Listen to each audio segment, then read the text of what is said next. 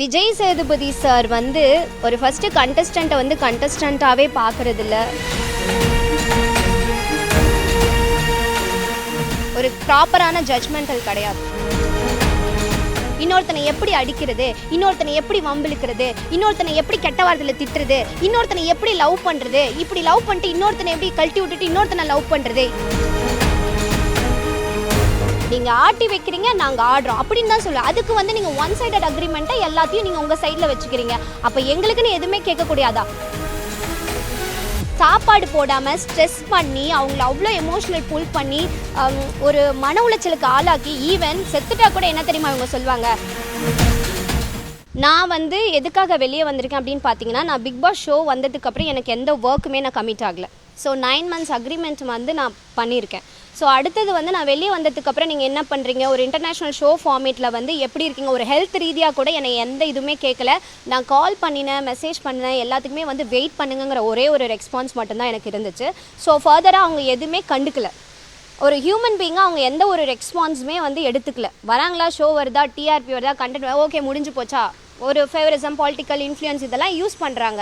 So இன்றைக்கும் பாருங்கள், நான் இந்த இடத்துல இதை வந்து நான் பேசுகிறேன். அவங்களுக்கு இன்ஃப்ளூயன்ஸ் யூஸ் பண்ணி இதுக்கப்புறம் என்ன வேணாலும் பண்ணலாம். பட் எனக்கு பயப்படுற மாதிரி இல்லை. ஏன்னா உண்மை இருக்க இடத்துல பயப்படணும்னு அவசியம் கிடையாதே. எனக்கு எல்லா தகுதியும் இருக்குங்க. என்னை வந்து எல்லாருமே கேட்கலாம், நீங்கள் எதை வச்சு இதை பேசுகிறீங்க, நீங்கள் 4 நாள் தானே இருந்தீங்கன்னு கூட கேட்கலாம். பட் 4 நாள் இருக்கிறது மேட்டர் இல்லைங்க. ஒரு நாள் இருந்தாலும் பிக் பாஸில் என்ன நடக்குதுங்கிற விஷயத்தை வந்து அப்சர்வ் பண்ணி அதுக்கு நம்ம தயாராக இருப்போமான்னு பார்க்கணும். இந்த மாதிரி வயலன்ஸ்லாம் நடக்குன்னு தெரிஞ்சு தான் நான் முன்னாடியே வந்துட்டேன். பிகாஸ் அந்த எமோஷனல் இதுக்குள்ளெல்லாம் என்னால் போக முடியல. அண்ட் ஒரு சில விஷயத்தை வந்து டிக்னிட்டியை வந்து இங்கே நம்ம சாக்ரிஃபைஸ் பண்ண முடியாது. ஹியூமன் டிக்னிட்டி வந்து ஒரு கேமுக்காகவோ, ஒரு டிஆர்பிக்காகவோ, ஒரு கண்டென்ட்டுக்காகவோ அதை விட்டு கொடுத்து இங்கே விளையாட முடியாது. ஸோ அது ரொம்பவே வந்து மனுஷங்களுக்கு அது ரொம்பவே முக்கியம். ஸோ அதனால தான் நான் முன்னாடியே நான் வெளியே வந்துட்டேன்.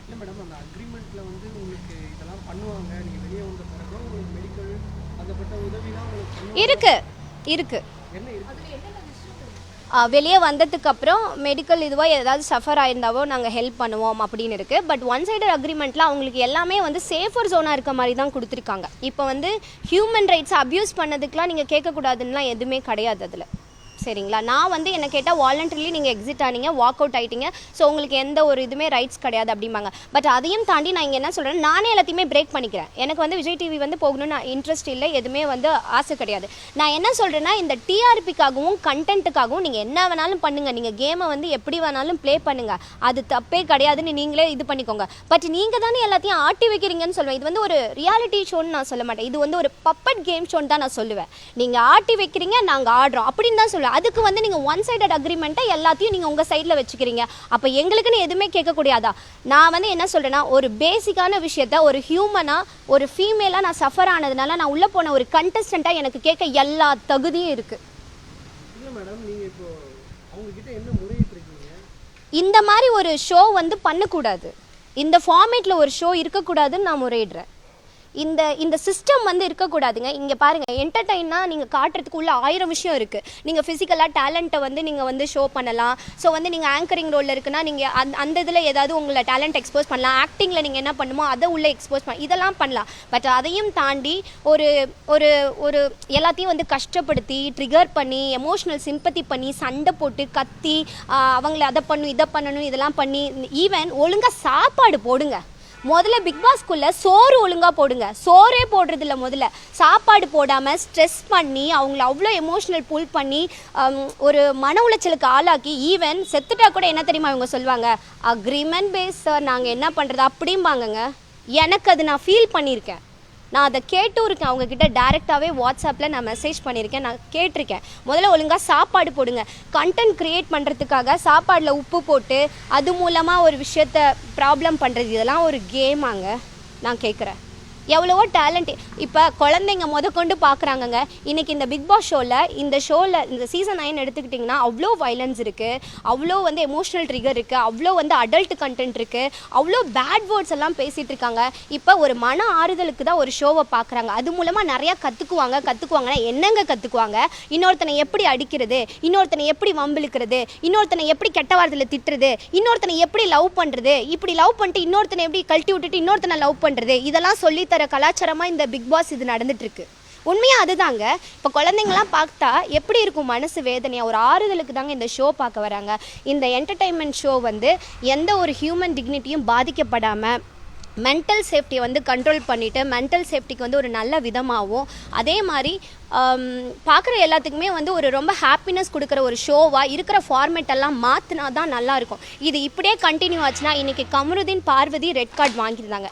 அவங்க நினச்சிருந்தா கமருதீன் பார்வதி ரெட் கார்டு போகாமையே பண்ணியிருக்கலாம்ல. நான் என்ன கேட்குறேன்னா, உள்ளே இருக்க எல்லாரும் பண்ணினதையெல்லாம் நீங்கள் கட் பண்ணாமல் தான் போட்டுட்ருக்கீங்களா? எல்லாத்தையும் கட் பண்ணி போட்டுட்ருக்கீங்க. நீங்கள் 24/7 எல்லாத்தையும் டெலிகாஸ்ட் பண்ணுறீங்களா? கிடையவே கிடையாது. இன்றைக்கி அவங்க 2 பேரோட லைஃப்பும் வீணாக தானே போயிருக்கு. இன்றைக்கி பார்வதி கண்டென்ட் இல்லைன்னா இந்த ஷோ நடக்குமாங்க? பார்வதி பிக் பாஸ் சீசன் 9 இவ்வளோ விஷயம் பண்ணலன்னா இந்த ஷோ நடக்குமா? நடக்கவே நடக்காது. நான் ஏன் இவ்வளோ ஆக்ரோஷப்படுக்குன்னா, நானும் ஒரு ஃபீமேல் தான். அங்கே உள்ளே போகிறதே வந்து நீங்கள் கண்டென்ட் க்ரியேட் பண்ணணும், இதெல்லாம் பண்ணணும், சிம்பத்தி க்ரியேட் பண்ணணும், சண்டை போடணும், சும்மா இருக்கக்கூடாது. இதெல்லாம் பண்ணும்போது பார்வதி பண்ணதில் என்ன தப்பு இருக்குது? அப்போ நீங்கள் ரூல்ஸை பிரேக் பண்ணாமல் இருந்தால், இது கேம் ஷோ ரூல்ஸ் பிரேக் பண்ணாமல் இருந்தால் எல்லாத்துக்கும் ஒரே ரூலை நீங்கள் பண்ணியிருக்கணும். ஆனால் இங்கே நீங்கள் ரூலை பிரேக் பண்ணியிருக்கீங்க. நீங்கள் நினச்சிருந்தா அந்த வயலன்ஸ் அங்கேயே தடுத்துருந்துக்கலாம், இந்த ரெட் கார்டு வரைக்கும் போயிருக்காது. அப்போ இன்றைக்கி இவ்வளோ தூரம் அவங்க கஷ்டப்பட்டதுக்கு என்ன முடிவு? As per the rule red card கொடுத்துட்டா ஒன்றும் கிடையாது. அதுதானே நீங்கள் சொல்ல வரீங்க.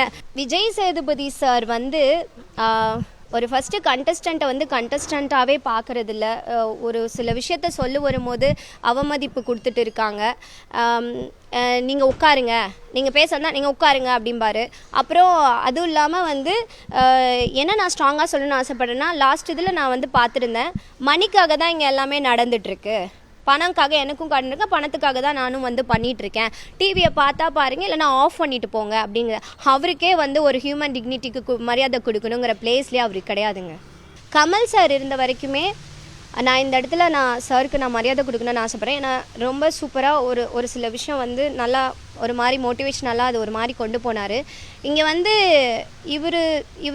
இவர் சார் வந்து பேசுகிறது வந்து எப்படி இருக்குன்னா, அவருமே பேசாமல் உள்ளே போய் விளாண்டுடலாம் அந்த மாதிரி தான் இருக்குது. ஒரு ப்ராப்பரான ஜட்ஜ்மெண்டல் கிடையாது.